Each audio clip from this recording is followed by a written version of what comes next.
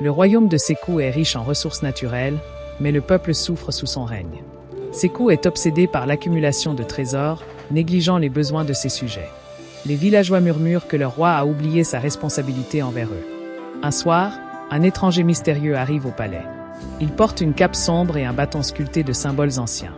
Il se présente comme un marchand et demande une audience avec le roi. L'étranger ouvre un coffre rempli d'or, de pierres précieuses et d'artefacts magiques. Sekou, ébloui, demande le prix de ce trésor. L'étranger répond « En échange de ce trésor, tu me donneras ton âme dans 10 lunes. » Mais attention, une prophétie dit que celui qui possède ce trésor verra son destin changer à jamais. Sekou, trop avide pour écouter l'avertissement, signe le pacte sans hésiter. Une vieille sage du village, Nia, vient voir Sekou. Elle lui dit « Sekou, tu as vendu ton âme pour de l'or, mais ce trésor est maudit. Avant que les 10 lunes ne passent, tu devras affronter 3 épreuves. Si tu échoues, ton royaume sombrera dans le chaos. » Sekou, arrogant, ignore ces avertissements. Les récoltes pourrissent malgré une saison favorable. Les animaux fuient la forêt voisine et des bêtes étranges apparaissent. Les enfants du village tombent malades sans raison et les guérisseurs sont impuissants.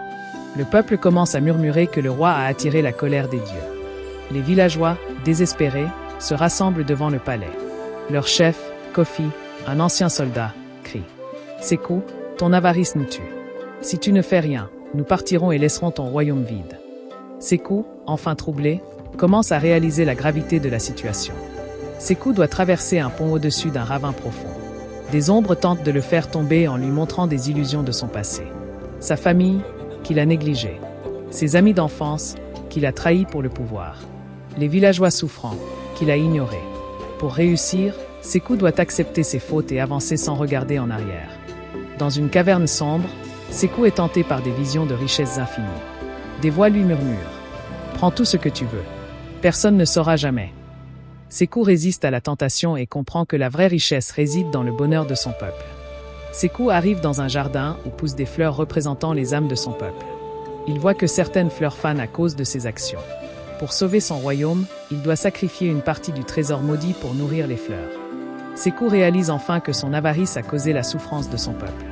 Il décide de sacrifier tout le trésor maudit pour sauver son royaume. Il retourne voir l'étranger et lui dit « Reprends ton trésor. Je préfère perdre mes richesses que mon âme et mon peuple. » L'étranger, impressionné par le changement de Sekou, disparaît dans un éclair de lumière. Le royaume retrouve sa prospérité, et Sekou devient un roi juste et aimé.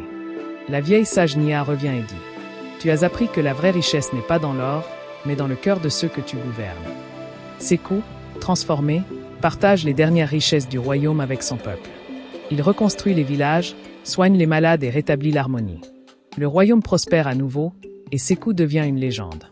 Après avoir sacrifié le trésor maudit et sauvé son royaume, Sekou devient un roi juste et aimé. Il passe ses journées à aider son peuple, reconstruire les villages et rétablir l'harmonie. Mais malgré son bonheur, il sent un vide dans son cœur.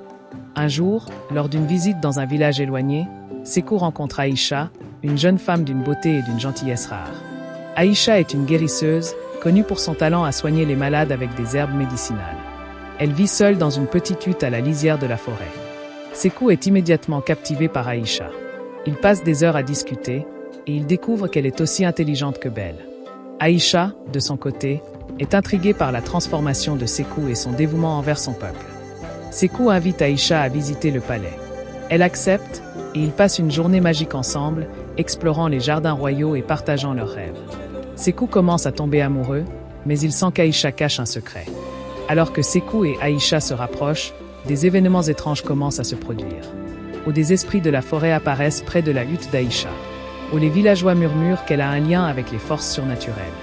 Où une maladie mystérieuse frappe le village, et Aïcha est accusée de l'avoir provoquée. Sekou est tiraillé entre son amour pour Aïcha et son devoir envers son peuple. Il décide de mener une enquête pour découvrir la vérité. Sekou découvre qu'Aïcha est en réalité la fille d'un esprit de la forêt et d'une humaine. Elle a hérité de pouvoirs magiques, mais elle les utilise uniquement pour aider les autres.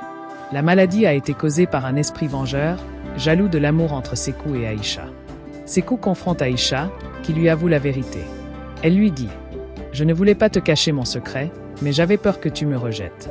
Mes pouvoirs sont un cadeau, mais aussi une malédiction. » Sekou, troublé mais amoureux, décide de la soutenir. Sékou et Aïcha doivent affronter l'esprit vengeur dans la forêt. L'esprit exige qu'Aïcha renonce à ses pouvoirs et à son amour pour Sékou en échange de la guérison du village. Aïcha, prête à tout pour sauver le peuple de Sékou, accepte de renoncer à ses pouvoirs. Mais Sékou intervient et propose un autre marché. Il offrira une partie de son âme à l'esprit en échange de la paix. Sékou perd une partie de son âme, ce qui le rend plus vulnérable mais aussi plus humain. Il apprend à gouverner avec encore plus de compassion et de sagesse. Sékou et Aïcha se marient sous les yeux de leur peuple. La cérémonie est magnifique, avec des danses traditionnelles, des chants et des offrandes aux esprits de la forêt. Sékou et Aïcha règnent ensemble, apportant paix et prospérité au royaume. Aïcha utilise ses pouvoirs pour soigner les malades et protéger la forêt, tandis que Sékou continue à gouverner avec justice. La vieille sage Nia revient et dit : « Vous avez appris que l'amour et le sacrifice sont les plus grands trésors. Que votre règne soit long et béni. » Quelques années plus tard, Aïcha donne naissance à un fils, symbole de l'union entre les humains et les esprits. Le royaume célèbre cet événement comme un nouveau début. Cette histoire nous enseigne que les véritables trésors ne se mesurent pas en or ou en richesse matérielle, mais dans l'amour, le sacrifice et le bien-être de ceux qui nous entourent. Sékou, en apprenant à mettre son peuple et son amour pour Aïcha au-dessus de son avarice, a trouvé la véritable richesse, la paix intérieure et l'harmonie avec son royaume. Abonnez-vous à la chaîne pour ne pas manquer les prochaines histoires folkloriques. Laissez un like si vous avez aimé cette vidéo et partagez-la avec vos amis pour leur faire découvrir cette aventure incroyable.